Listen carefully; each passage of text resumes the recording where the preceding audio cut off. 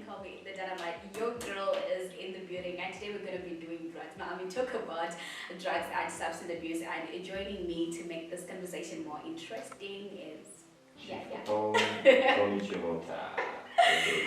Thank you so much, Tony, for coming through. Yeah, and recently there's been like a strong movement here in Zimbabwe when we're talking about drugs and substance abuse, and most young people are engaging in and abusing those drugs, and it's like very important that we talk about it. Yeah, it's a very critical conversation, by the way. Very critical, yeah.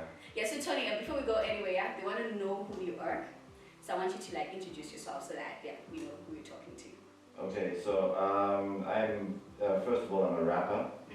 I started off in 1992 with a guy called Metaphysics and Chihota.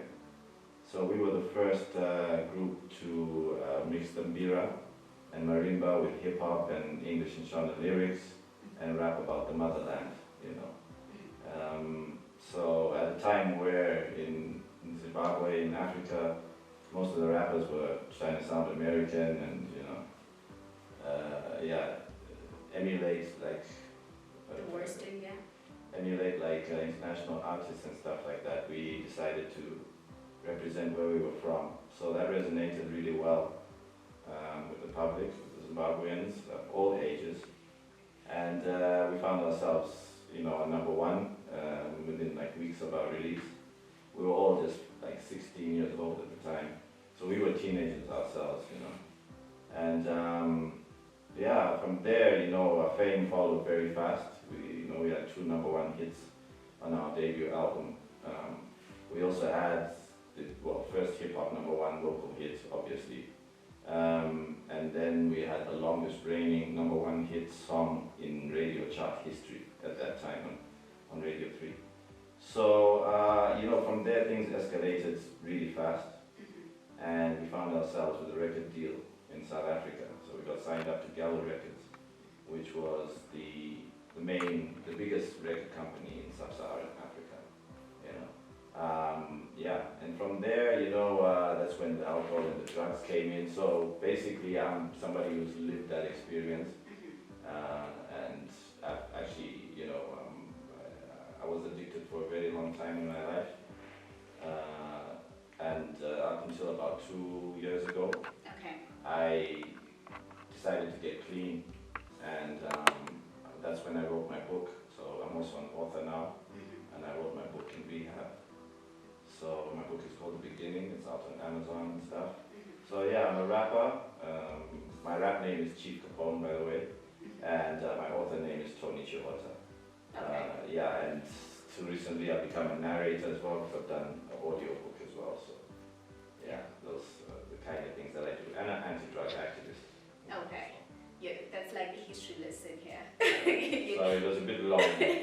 You're taking us back, and 1992, I wasn't even born, and probably my parents haven't even met each other. We're not even thinking about having a baby. And maybe you mentioned something interesting about... Maybe they were inspired by our music. Yeah. So why Chief Capone? Yeah, because it's like those Mexican drug dealers. It's actually Al Capone was a mafia godfather in the 1930s when there was what they called the prohibition in America. They made alcohol illegal for I think about 10 years or so, from the 20s to the 30s, and that really didn't work out well for the American government. But because that's what spawned the mafia, really, that's what made the American mafia, the Italian mafia, so big, was they started bootlegging alcohol. They started selling alcohol illegally. So there was underground shabins. Actually, the word shabin comes from, those days. In case you didn't know, it's not a Shona word. Shabini. Yeah. No, there was shabins there. Yeah. So anyway, Al Capone rose to prominence as a gangster.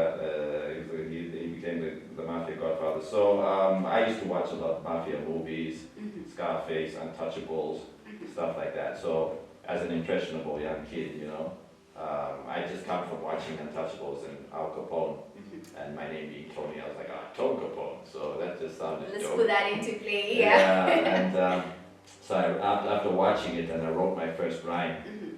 Well, not my first rhyme, actually. I'd written a rhyme when I was 10 years old. But then I went to Russia and learned how to speak Russian for 5 years. Then I came back, and that's when I got in. I was watching Untouchables, and then it kicked in, and I just thought, wow, let me just write a rap. And I wrote my rap. It was called Tone Capone Get Busy. So so I started writing like that, and started rapping. And just a few months later, I went to register into a college, and I met Metaphysics. The guy who's now known as Metaphysics, is a very big rapper. And we were both, enrolling into this college. So we were in the queue, and the registrar was nowhere to be found. So we were all standing in this queue. There was about maybe 15, kids trying to register, get into this college, Xhosa College. And we got bored, so eventually started talking. So this guy was in front of me. Hey, yo, what's your name? My name's Herbert, I'm Tony. Hey, what do you do? Hey, I rap. So, hey, me too, I rap too. So, hey, yo, bust the verse. I was like, hey, yo, da-da-da. Let's rap. We started just flowing, just, bouncing, and it was really good, I was okay. And next thing, we had a cypher all around us, and everybody was like, and when the registrar came, there was like a full-on rap show going on, And from that first moment, that was it. Like we enrolled, and then we started the group, A Piece of Ebony. And then we met Chihota Maraire. We were on our second song in the studio. We met Chihota Maraire. Like those days, there was only 3 studios in the whole of Zimbabwe. So it was a big deal and it was expensive. Like you couldn't afford especially kids. So we just went and rapped with this one white guy, and he had a studio, and he said, hey, you guys are good, I'll record you an album for free. And then we met Chihota. So we started this group called A Piece of Ebony. So we started conceptualizing, and we decided, let's not go American on this. Let's not, let's do something African. Let's be true to where we're from, So we started growing our dreadlocks, and those days, it's not like now where every kid's got dreadlocks from window. Those days it was taboo to have dreadlocks. Yeah, you're smoking banja. You know what I mean? So I actually got kicked out of home for growing my dreadlocks. You like? Yeah. They were called funky dreads back then. Like shaved on the side and dreads coming out the top. You look good in them though. Yeah, you look, yeah. Okay. Youth. Look good in anything. So we decided, with Piece of Ebony, which is actually spelled P-E-A-C-E. So it's a positive existence allowing cultural expression of ebony. And that's what we decided we were going to call ourselves. Because at the time, peace out, peace 5,000. Everybody was in pictures, everybody was like... Yeah, peace was like the word, like drip or swag or whatever. Those days it was peace. So we wanted something with peace in it, and we wanted something that represented Africa. So we were like peace of brothers, peace of whatever. We didn't know, and we were always like every day we're like peace and this, peace and that. Nah, that sounds corny. Nah. So one day we were standing at the bus stop, and this lovely lady walked past. So we were checking her out like this, and she walked into this hair salon, and then as she walked in, we looked up, and it was called Ebony Hair Salon. And we were like, no, dude, Piece of Ebony. That's it, bro. So coming up with this name for the band, and now we had our whole rights. So once we got the name, now we started building around it. That's when we put in the PACE, we put an abbreviation like an acronym. Now you need to figure out what does the P stand for. Yeah. So positive existence allowing cultural expression of ebony, Africa, you know what I mean? So from there we decided, no, we need names now, you know what I mean? That whole persona, the image, the dreads, we were even wearing like African type of dashikis and African cloth and stuff like that. Something like gangster, African gangster. Yeah, something like that. Yeah. So I became the chief. I was like, chief, I became the chief. And then my boy Metaphysics was like Prince Quila. Even the way he spells it was crazy. Q-W-E-L-A. Totally non-conventional, unorthodox. So it was Prince Quila and the chief. Okay. And then I think we were into our second song when we were at the Chicken Inn. It was Fantasyland that just opened up. You know that Fantasyland that's opposite Eastgate? Joya City. Okay, yeah, I get it. That big chicken inn. It had just opened up and it was the spot to be. It was like a double-story place with like pool tables, arcades, like computer games, and then the chicken inn. It was the first chicken inn. So that was like McDonald's or something, or Burger King or something. It was the place to be, and the chicken was nice. It's still nice. Yeah. Probably. I almost put my foot in it. So that's where kids used to hang out, and we were all there in a cipher one day. It was quite a big cipher. And Mela and I were, flowing as usual, and then we just heard like like this heavy beatbox coming out of nowhere. So we just started rapping on it like nothing, flowing, and the beat was so dope, and our lyrics were dope, and then like everybody was looking around to try and see where the beatbox was coming from, and suddenly the crowd parted, and she was actually, I think, even shorter than you. She was very short. And the crowd parted, and it's this chick, and she's the one doing the beatbox. So we were like, what? So afterwards we're like, what's your name? My name is Chi. Where do you know how to beatbox like that? And she's like, I just came back from the States. But I rap too. And she started rapping, and she's like, yeah, I sing too. And we're like, what? And she's like, I play the mbira too. We're like, what? You want to come to the studio? We're recording an album. And she was like, yeah, where and when? And then 2 days later, she walked in with a mbira, and right there and then, she laid down a mbira, like, a little riff, and then we put a hip hop beat onto it, and then we started rapping.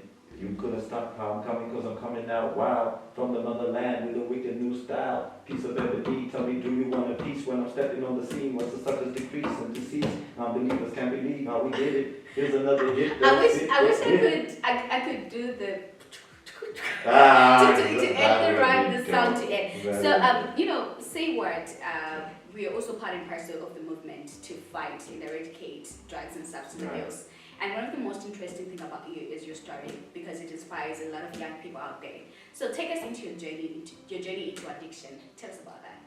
So now, as soon as we worked for 6 months on that album, and we released, we gave it to DJs. We just gave it out to the DJs. It wasn't even released yet. And it's at that time it was what they call the glory days of the golden era of Radio 3. We had Tich Mataz, we had the late Peter Johns, Kudzi Marudza, the Hitman, big guys like that.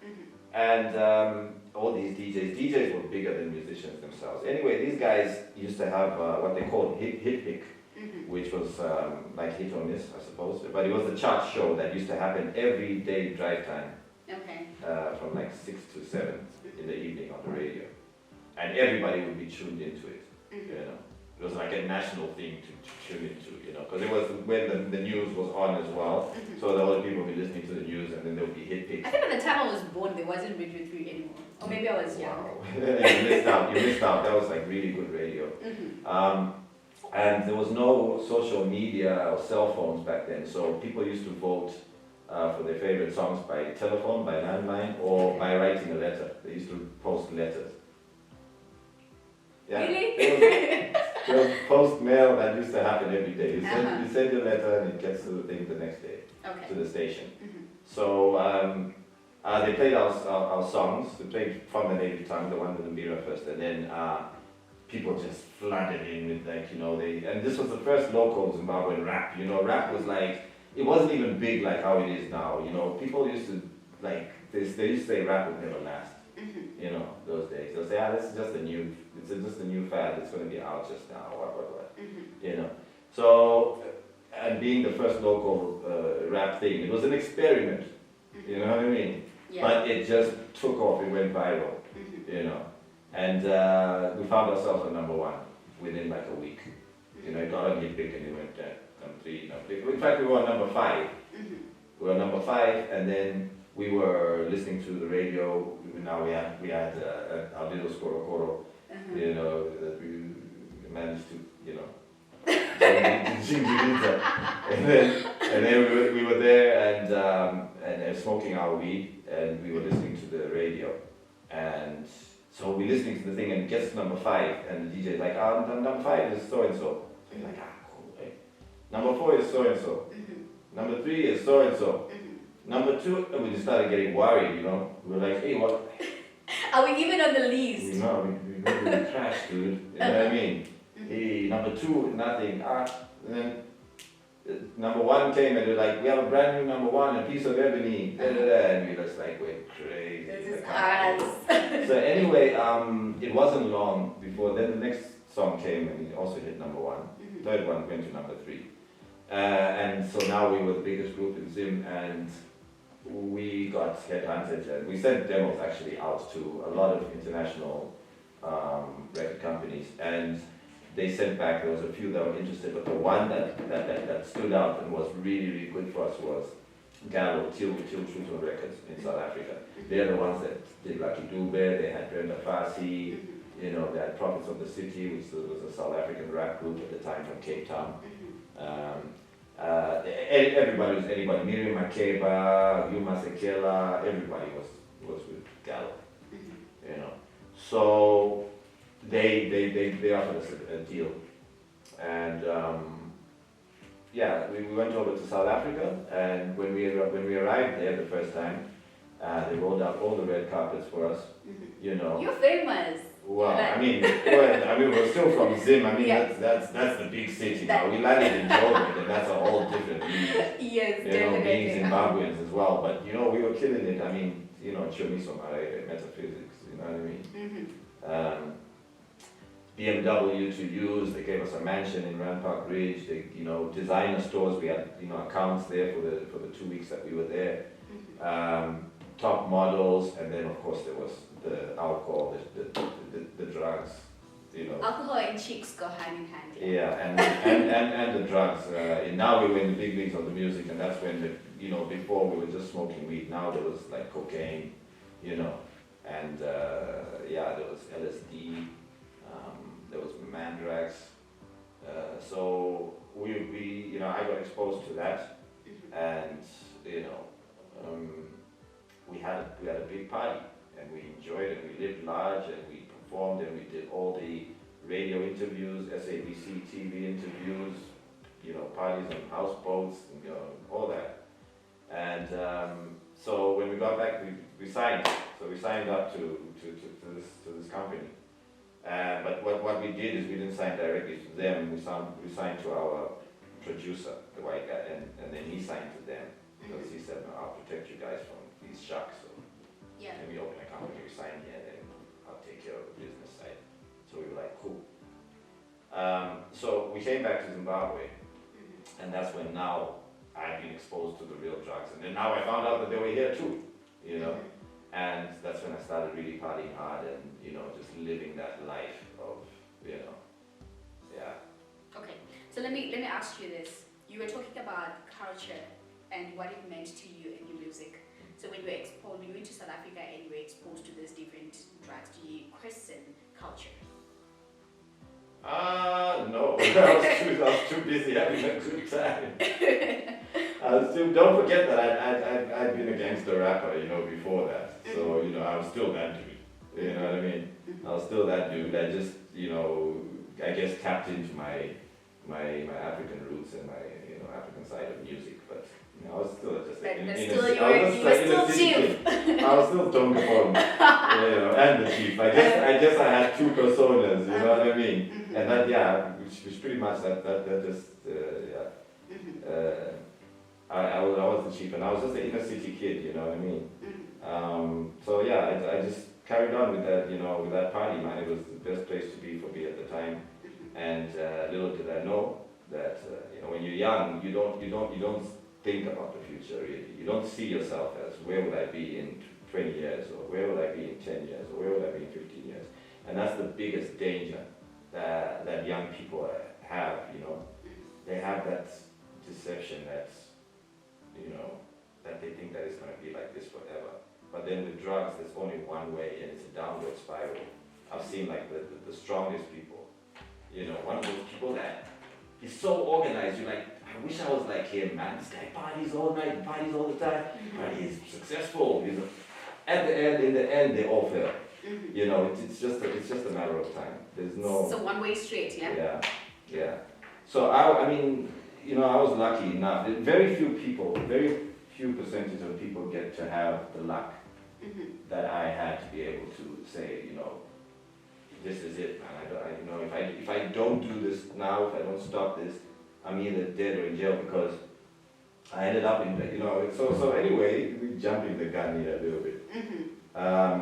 So it went on like that for a few months because what the record company had said is when we went back home, they said, okay, you guys are going to come back in December. We're going to do a South African tour, and then we're going to do a world tour because you guys are international.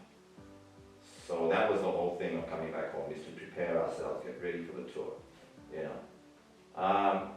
Because now we were like untouchable celebrities in Zim. We weren't even on that Zim celebrity type of. That's small stuff, yeah. Yeah. We were like, we have one, we are here. No cap, yeah. Straight. So it came up to like now. There was a sequence of events that led up to the next part of my story, which in my book is called The Dark Side. You know, it's when it turns from a coming of age story into a kind of dark thriller. You know.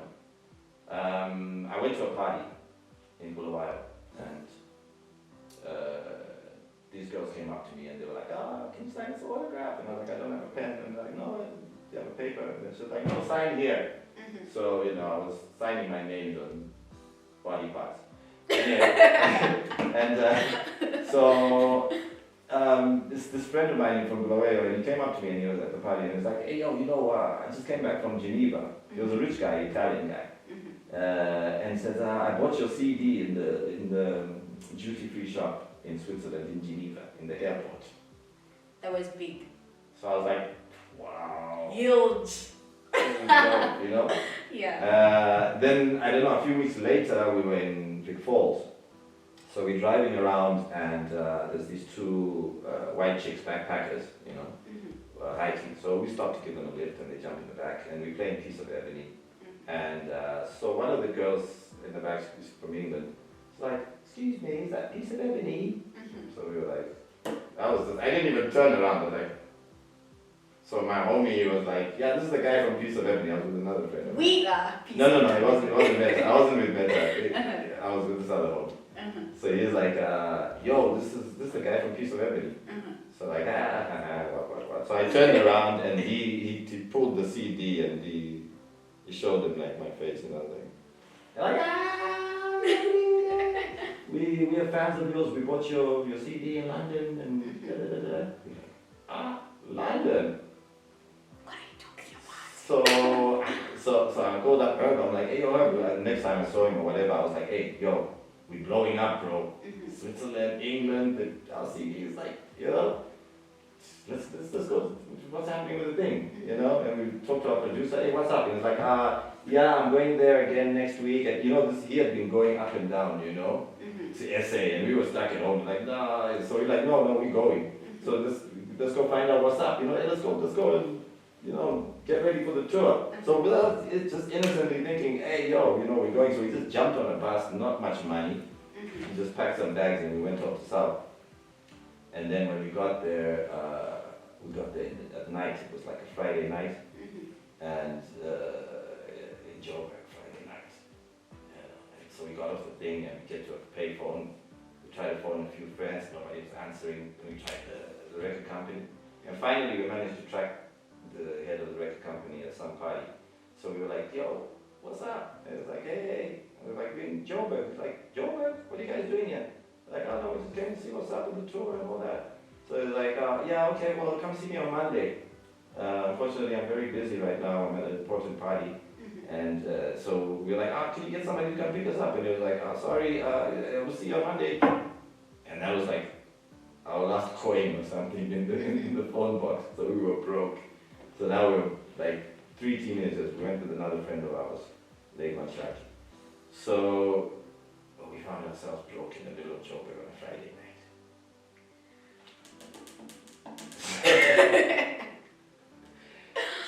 to the park. And I said, no, so what are we going to do now? And I can't remember who it was. It might have even been me. And let's go find a party. Because the party, you go to a party, you mingle, you go to an after party, one thing leads to another, you're somewhere, you know what I mean? So we remember there was this club, Pink Cadillac, which we had toured like on our last VIP tour. So, but to get there was having to walk through like the shadiest parts of Joburg and up to Hillbrow, because the club was in Hillbrow. So we knew that we couldn't now, you know what I mean, walk around with these expensive looking bags and designer items. So we decided to just put on all our favorite gear, whatever. It wasn't much, we didn't pack that much. Put on all our favorite items and took our passports and chucked the bags. And we started walking up that hill. Yeah, but now we were looking like, with our dreads and our hoodies and our boots and bomber jackets. So people are actually moving out of our way now. So yeah, so we got to the club and the manager, he recognized us and all that, and he was like, hey, come in, VIP, what, free drinks, that. And then later on that evening, we found ourselves outside this strip joint. We found ourselves talking to like two strippers, prostitutes, and they knew who we were, Piece of Ebony and all that. So they're like, yeah. So they're like, yeah. After hearing our story, they're like, do you want to come? Come smoke a joint and stay with us, and da. So we ended up in, in this place, and we ended up just taking drugs and partying and, getting on with these women. And then on the Monday morning, we went to the record company, so we're sitting there in the office, and that's when the guy broke the news to us. He was like, there's no money for your tour, there's other obligations that have just come up, and, you guys should go back home, and we'll phone you, and da, and this and that, and we were like, can you not give us an advance on our record sales? And they're like, no, sorry, we can't discuss that business with you. You guys are not signed to us. You signed to that company which is signed to us. Yeah. And that's when really it hit home that, damn, this is a bit of a predicament.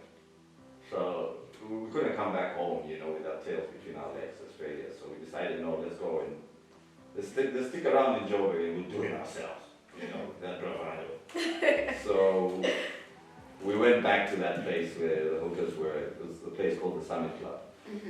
And Summit Club was just an 11-story building where there was just hookers, strippers, and drug dealers and drug users in this 11-story hotel. And there was a strip club on the first floor. So immediately we started staying with these strippers of ours, and then we started rapping in the nightclub, DJing in the nightclub. But then soon enough, without the record company and all that, we just became like regular. Yeah, you know what I mean? Regular MCs. There was no big budget behind us and no cash behind us. No fancy things. No drip, no nothing. You know what I mean? Now, so we started now experiencing the real hustle of Hillbrow. And we teenagers. So I became a drug dealer. It didn't take long before I went and I met this drug dealer who gave me some drugs to sell, and I found out, hey, I can do this. And I started selling drugs, and next thing I had a lot of money. And then next thing I started pimping, so I became a pimp as well. And with my gangster rap background, this was a dream for me. I was now a gangster rapper pimp. You know what I mean?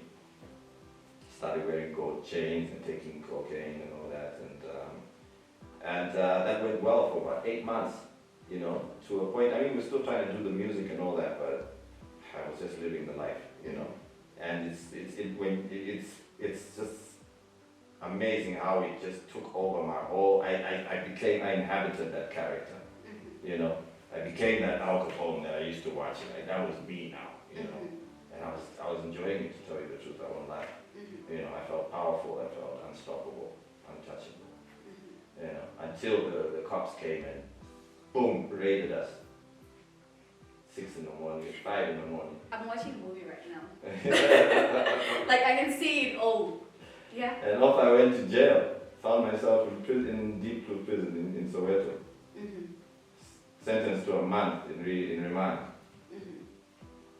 And so now I'm in prison, and I'm this cute little youngster in prison. I was supposed to go to juvie because they asked you how old are you. Lucky I didn't have an ID. So my friend quickly told me, don't tell them that you're under 18. Otherwise you go into juvenile. And juvenile, that's where all the predators are. They actually put big guys go in there just to, you know what I mean? Yeah. Prey on the youngsters. So I said I was over 18 and I went into the main jail. And that's how I survived because I was with, you know, I didn't snitch on the people I was with, so, you know, I was part of a gang, like, you know. And I used to rap. Rap is really what saved me in prison. Because I used to freestyle for the main boss. One of the main bosses was a guy called Billy the Kid. And he wanted to be a rapper. Okay. But he was just a gangster, a better gangster, couldn't rap.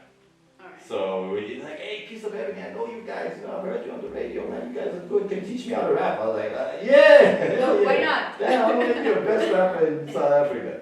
So once that was on, then I had protection, you know, and I used to just freestyle for them, like, after hours I just freestyle, that's what saved me, and prayer definitely more than anything else, because that's when I really, you know, when you're in trouble, and real big trouble, the first thing you do is pray. That's when you find out that you're a Christian, or you're a believer. You know, when you're out and everything is good, you want to diss it, you know? Everybody's dissing it these days, you know? You're a prayer warrior. I found out how to pray. I prayed hard. But let's talk about reflections, yeah? Yeah. How did it go at that time? Did you reflect? Well, when I was inside, Yeah. I think to reflect about it, reflecting on how the hell I'm going to get out of it. Yeah. And still thinking about drugs. We were doing drugs in prison there. You know, in South Africa there's drugs in prison. In Zimbabwe there's not, but in South Africa there's, you know. Yeah. But it took me a bit. I was still in that life, you know. But you know, I mean, I didn't rehabilitate until much, you know, like 2 years ago. Really, all my life I've just been like on and off and just, you know, always losing that battle. You know. So yeah, I came back home and then my life was a mess for a very long time, you know, and slowly, it was gradually, I just sank lower and lower and lower until, you know, 2 years ago I found myself, like, I was drinking on the streets, you know what I mean? And I bumped into one of my friends who's the owner of Faithwear. His name is Pepper Roy. I don't know if you know Faithwear, it's a clothing label. It's Zimbabwe clothing label, it's international. So I went to school with him, like in primary school, and we bumped into each other, and we hadn't seen each other for decades. And like, yo, what's happening, man? How you doing? And this guy was looking so, you know, happy, prosperous, fit. Yeah. Doing well for himself. He owns Faithwear. Yeah, it's a huge. It's an Edgar's, like Faithwear. Yeah, he owns that label. So.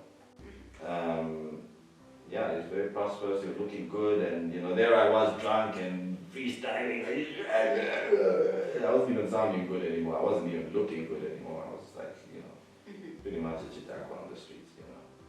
I couldn't even afford the drugs anymore. I was drinking Karango. Okay.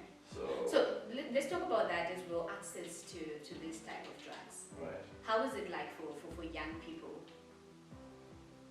Well, you know, now there's crystal meth, so there's lean. Like when we were doing drugs, there was just banja and cocaine, and you know, that was pretty much it, and ecstasy and whatever. You know. Pretty access to that, easy access to that. Yeah, everything's accessible if you got money.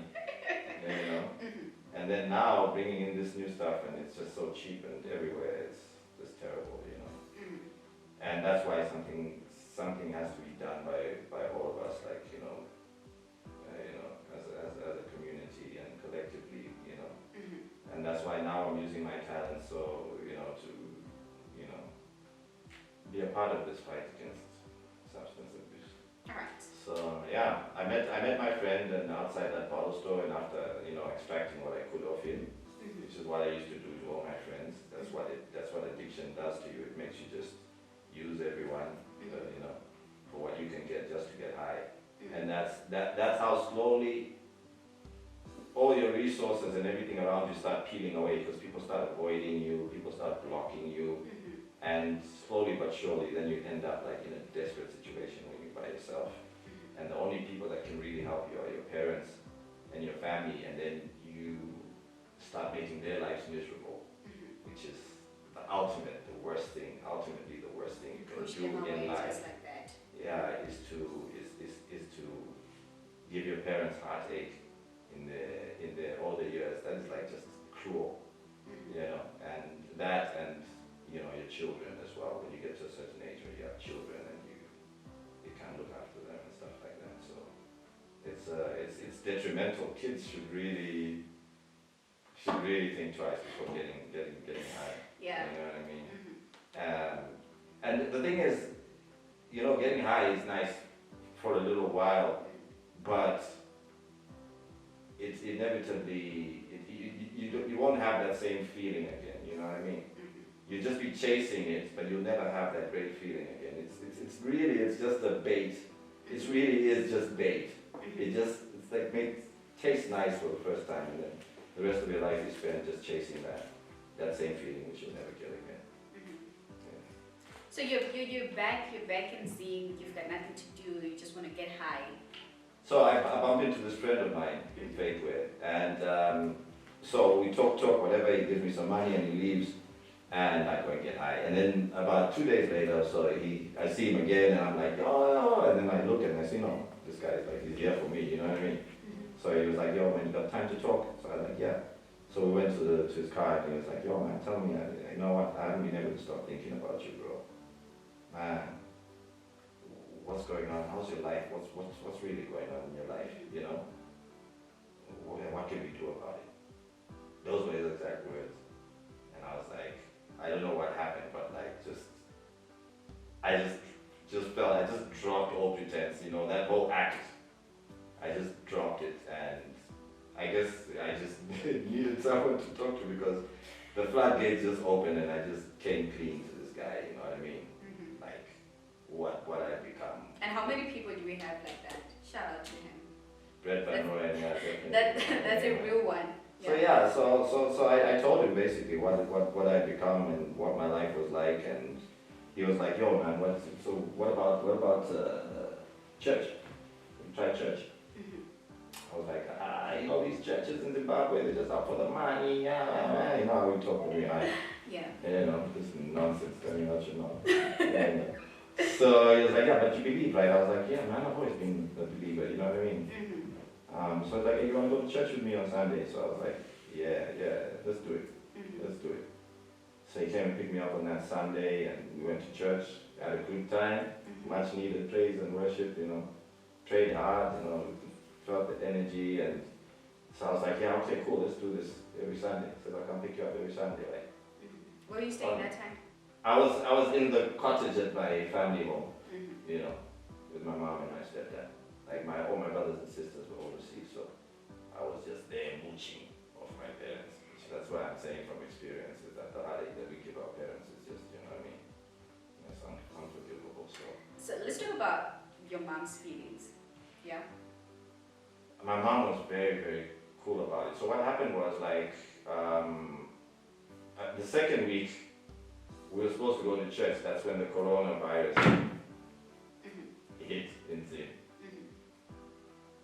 Just as I decided to go to church, the churches get closed down. I was like, come on. Only for me, you know, that just gotta happen to me. You know, so the churches got closed down. And then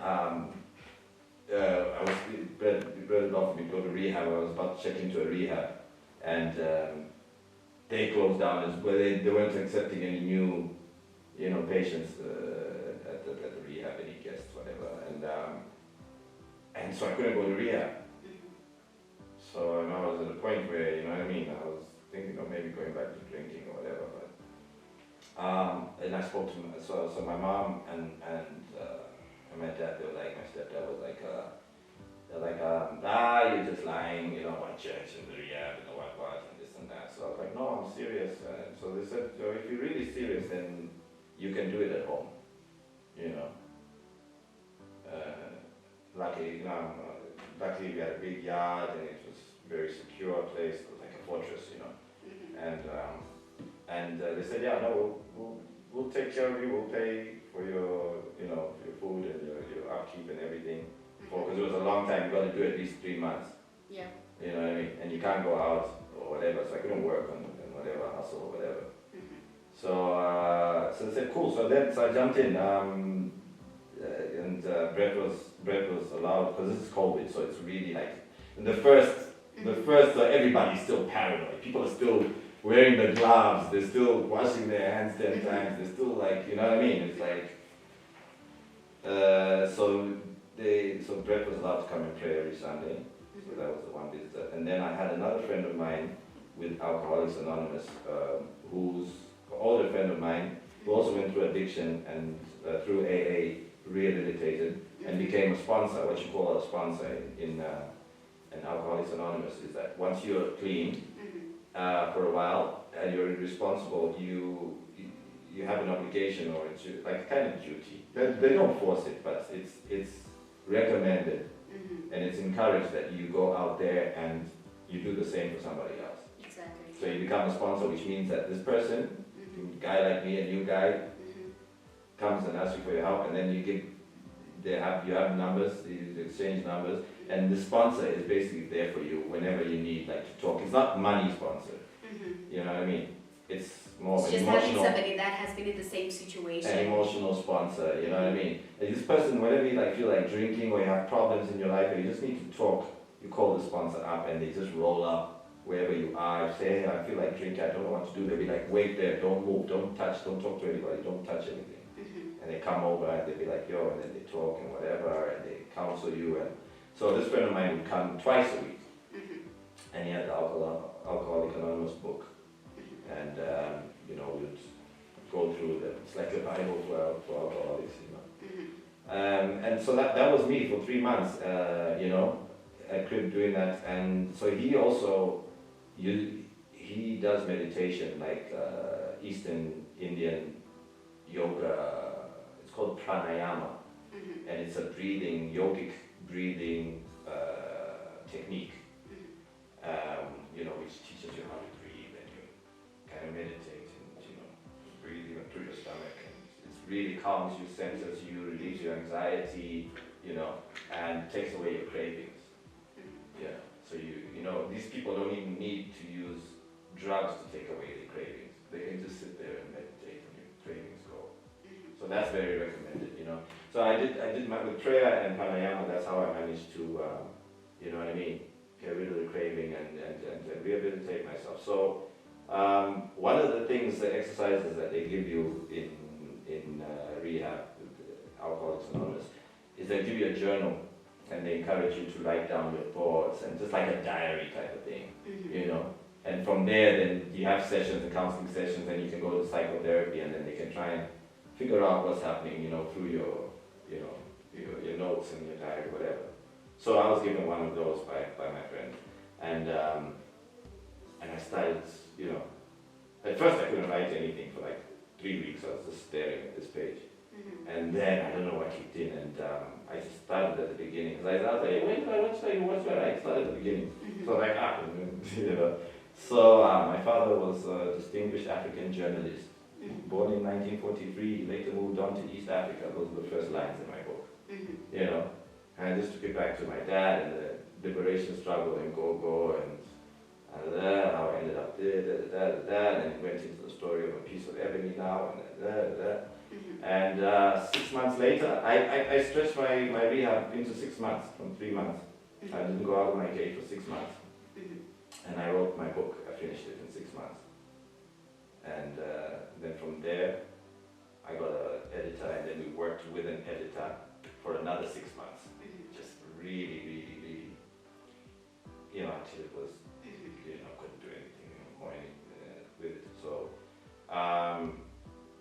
that's how I did my thing. So that was like the healing process, right? And where was your friend at that time? Brett? Yeah. Oh, you mean metaphysics? Who? Which friend? The friend to SA, metaphysics. Metaphysics. Now Mets has always been a very grounded person, and So it was just you? Yeah. So there wasn't like influence from friends and stuff? How was the influence? I was the influence. Nobody had to influence me. Nobody had naughty kid. I was the worst of the worst. So yeah. So and the people that know me, everybody that's known me through my life, is inspired by me because they know how bad I was. You know, and they're like, dude, if Tonga Pong could do this, let me give it a shot too. You know. Yeah. And so yeah, that's what ended up becoming my testimony, and then in the end, it became something against to try and inspire and motivate the kids, the new generation. Okay. So, like, what's your take on the current situation when you talk about drugs and substance abuse? You've got a very inspiring story, first and foremost, and it's really profound. It's deep. It's also sad at the same time. It's bittersweet, I call it. Yeah, that's a like oxymoron there. Yeah, thank you. Nice one. Yeah.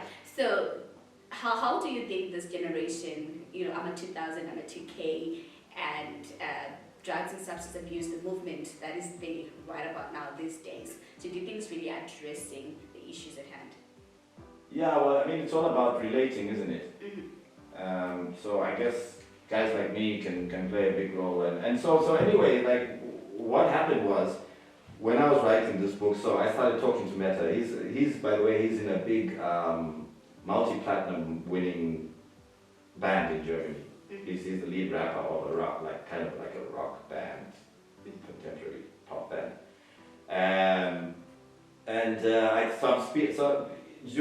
Getting into my rehab at some stage, I got the WhatsApp and I was like, dude, I'm in rehab. And it was like, dope. So we started, I wasn't talking to many people. It was like, I totally cut myself off, So I was talking to her, to Meta. And I was like, yeah, I'm writing a book now. And then I would like hit him up on new chapters or read him like little paragraphs of whatever, And then we started talking about the music. Like when he saw that now this is real, he started sending me instrumentals. Because we were like, hey, dude, do you realize it's our 30th anniversary coming up? 2022 was our 30th anniversary since we started Piece of Epic. We lost Chihota in 2013, and so we decided let's celebrate our 30th by doing some new music, and celebrating our 30th anniversary and a big tribute to Chihota. So he started sending me beats, and I started writing again. I completely started. I hadn't written a rap in maybe 10 years or something like that, And I started writing it, and I discovered that I could still write, Then we like that. Then he came when I was out and I was launching my book. He came from Germany, and we launched the book. And around that same time, he came and we started recording our stuff. And we did a song with Sulu Chibetu. And that song came out and we went to number 6 on Star FM. So we were back in the top 10, And I had my book out, I'm back in the top 10, And that's basically, and then this year we won the best group or duo, hip-hop duo at the Changamire Hip Hop Awards, And this is all just in 2 years of me being sober, I'm back, I'm really back at the top of the game, And this is what I want to inspire the new generation, They have to see these kind of results from a person like me in order for them to really get involved. So like you said, what can we do about it? That's from my point of view, what I can do about it. And so now I've been going around doing testimonials, and I'm going to be launching my audiobook. I narrated my book into an audiobook. My book is on Amazon, by the way. Anyone, you can get it, Tony Chihota at the beginning. Just Google that and it will take you straight to Amazon. And so I narrated the book and I put music in it. And now I'm putting visuals to it. So it's going to be the first African hip-hop visual musical audio book. So thank you. So and I'm designing an app for it. So I want to bring it out as an app, and then I want to first of all launch it through the universities, colleges, and schools. So I'm going to do a tour in February of all the schools, and well, not all of them, but as many as we can, of the universities, colleges, And that's my plan. That's why I'm here to say what I'm loving working with you guys. You know what I mean?